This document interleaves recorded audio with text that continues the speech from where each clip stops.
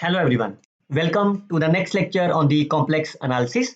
Today I will explain you the most important theorem in the complex analysis is Cauchy integral theorem. Myself Dr. Harish Garg. You can follow my YouTube channel and subscribe it for finding the various other lectures on this mathematics topic. Now, if I ask you, can you calculate this integrations? Integration over the circle, like this is the integration over the circle of radius 1 of 1 by z. Similarly, can you integrate over the circle 1? Function is z square of dz. How you can integrate this in a very quickly manner? So I hope you already watched my last lecture. I have explained you with the help of the 25 plus examples, and based on this you can calculate the answer as 2 pi iota and 0. Fine. So this is, I assume that if you didn't watch it, I said you can watch my this lecture available at my YouTube channel. What does the meaning of this is? Mod of z is 1. That means this is the equation of the circle. Radius is my 1 and center is 0. Fine. But if you closely look about this function 1 over z, 1 over z is not an analytic function because the singularity is z is 0 and it lies inside the circle of radius 1. You can see this is my z is 0 and z is equal to 0 lies inside the circle 1. On the other hand, if you look about the second example, then you can say this is again the circle. What is the singularity? There is no singularity, or you can say the function z square, which is analytic everywhere inside the boundary, inside the circle as well as on the boundary of the circle.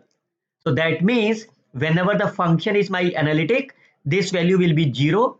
This is not analytic, so this number is my non-zero.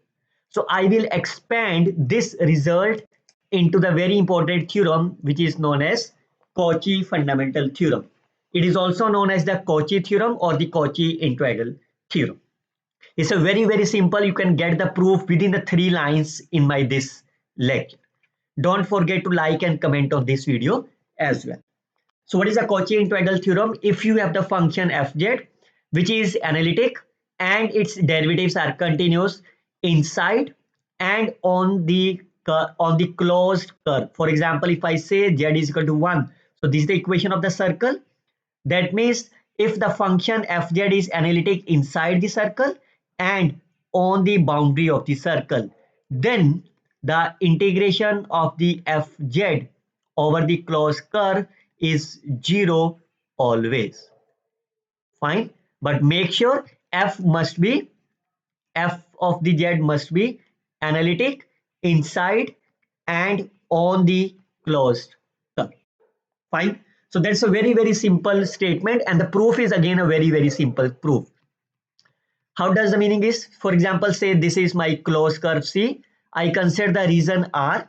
Say R is my region enclosed by the curve C. Then what is the function? This is the f of, I need f of z, I need a d of z. Can you calculate the f of z? This is u plus iota v. Fine. Where z is my x plus iota y. Fine. Where x is z plus iota y. So therefore, what is the value of the dz? It's a dx plus iota times dy.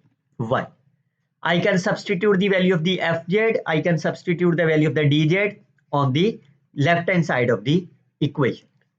Fine. Again, fz is my analytic. So if fz is my analytic, what is the Cauchy-Riemann equation? That means the partial derivative of u with respect to x is equal to the partial derivative of v with respect to y, and partial derivative of u with respect to y is negative of partial derivative of v with respect to x. This is the Cauchy-Riemann equation.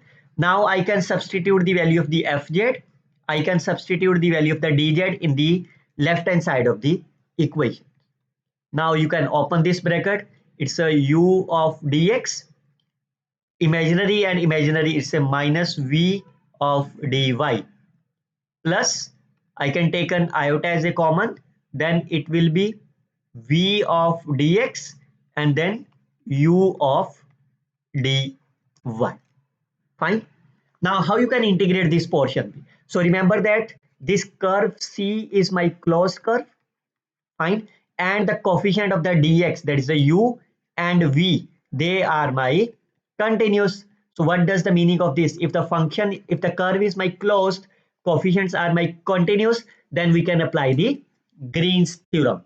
What is the meaning of the Green theorem? If P and Q are my continuous and C is my closed, then we can apply the Green theorem, which is defined as double integration partial derivative of Q with respect to X. So what is the coefficient of the dy minus of V?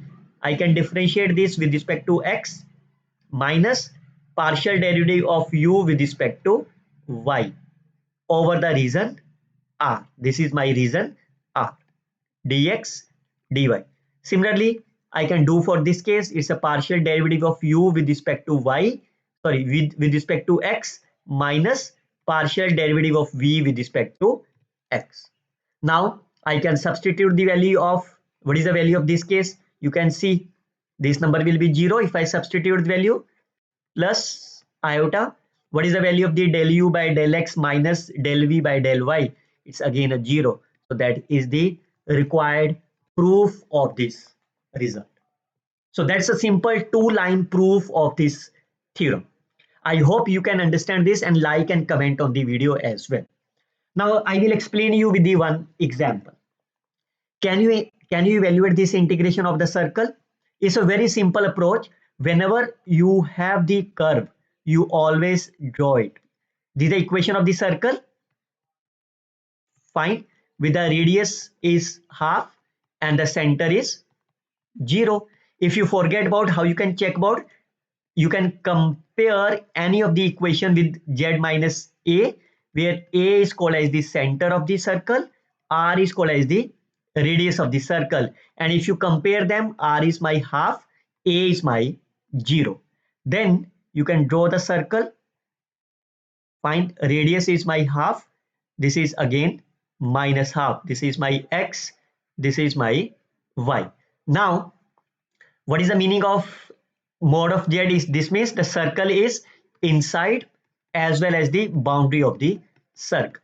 So my curve is this one. Now you, for this given function, can you find the pole? What is the meaning of the pole? Is you can put denominator, you can put the denominator as a 0. So what is the value of this case? Is z plus 1 is 0, that means z is minus 1. So I can find that the pole of the function is z is equal to minus 1. Now what is the meaning of the z minus 1?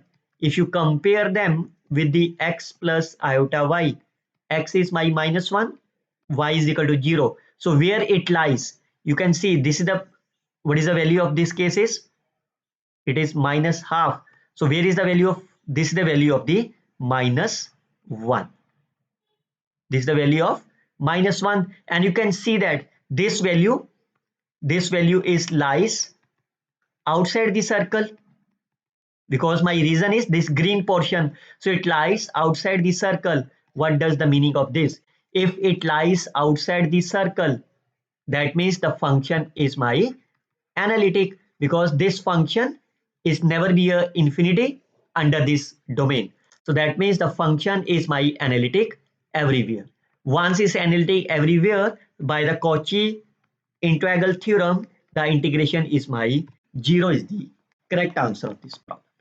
So you can see that it's a very simple proof as well as a simple example. We always check whether the function is analytic or not. This is the first example I have explained you. Fine. We will see in the next lecture there are more examples on the Cauchy integral theorem so that you can easily understand the topic well. Till then, you can simply like, share and comment on this video, and don't forget to subscribe my YouTube channel as well. Best of luck, students. Happy luck.